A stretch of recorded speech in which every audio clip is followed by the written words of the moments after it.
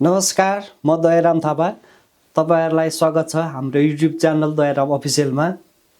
दर्शकबिन, तपाईहरु हाम्रो च्यानलमा नयाँ भिजिट गर्दै हुनुहुन्छ भने कृपया हाम्रो च्यानललाई सब्स्क्राइब गरिदिएर हामीसँगै जोडिनु होला। हामी यो च्यानलमा नयाँ ताजा समाचारको अपडेटहरु लिएर उपस्थित हुनेछौँ। समाचार यस प्रकार रहेको छ। रवि लामिछाने र बालेन शाहबीच चुनावमा सहकार्य गरेर अगाडि जाने सहमति भएको छ। 7 बुँदे सहमति बनाएर आजै अघि बढ्ने निर्णय भएको हो। बालेन शाहले राष्ट्रिय स्वतन्त्र पार्टीकै चुनाव चिन्ह र नीति नियम मान्ने र प्रतिनिधि सभाको निर्वाचनपछि संसदीय दलको नेता भावी प्रधानमन्त्रीको उम्मेदवार बन्नेछन् भने पार्टीको सभापति रवि लामिछाने नै रहने कुरा मुख्य बुँदामा समावेश गरेर हस्ताक्षर गरिएको छ। बालेन शाह र रवि लामिछानेको सहमति घोषणापछि दशकौंदेखि राज्य सत्ता सञ्चालित गरेर आएका 3 ठूला पार्टीमा हलचल भएको राजनीतिक विश्लेषकहरूको भनाइ छ। सहमति भएसँगै विभिन्न पार्टीका नेताहरूले फरक धारणा राखेर टीका टिप्पणी गरेका सञ्चार माध्यमहरूले जनाएका छन्।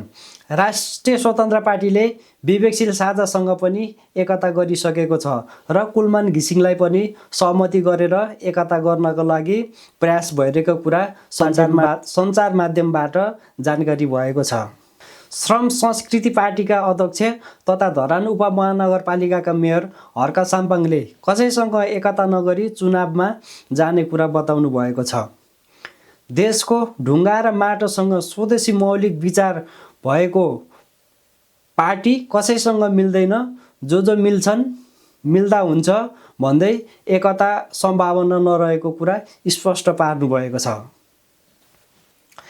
निर्वाचन आचार संहिता 2082 निर्वाचन आयोगद्वारा स्वीकृत भएको छ। आचार संहितामा दल र उम्मेदवारले प्रचार प्रसार गर्दा घर दैलो, जुलुस, आमसभा, र्याली जस्ता कार्यक्रममा 10 वटा राष्ट्रिय झण्डा मात्र प्रयोग गर्न सकिने र धर्मको नाममा प्रचार प्रसारमा भने रोक लगाएको समाचार माध्यमबाट प्राप्त भएको छ। दुःख र पीडामा भएकाहरूको पीडामा मलम लगाउँदै आएकी आशिका तामाङले फेरि एकपटक सबैको मन जित्ने काम गरेकी छिन्।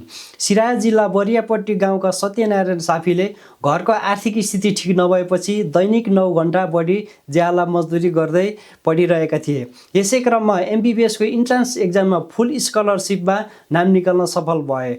आर्थिक अवस्था कमजोर भएको थाहा पाएपछि ग्रिन एन्ड क्लिन आशिका फाउन्डेसनले उनको साहस र सम्मान स्वरूप 1 लाख रुपियाँ दिएर थप सम्मान र हौसला दिएको छ।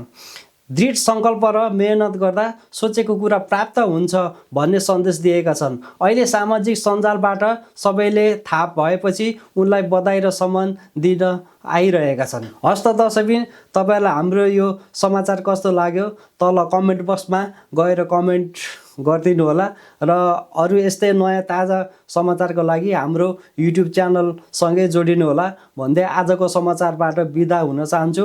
हस्त, धन्यवाद।